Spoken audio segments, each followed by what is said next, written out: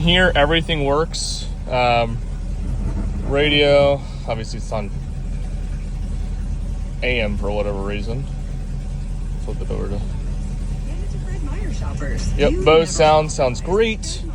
It does have a reverse camera as well, so you got that. The only thing is, because of the cam and the long tube headers, you'll intermittently get a check engine light for no cats. But other than that, no issues at all.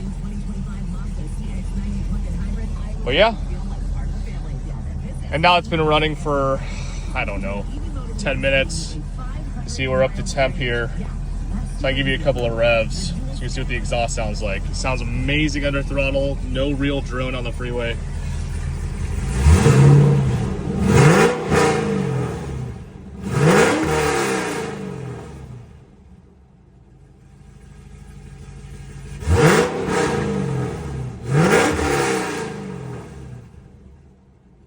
There you go.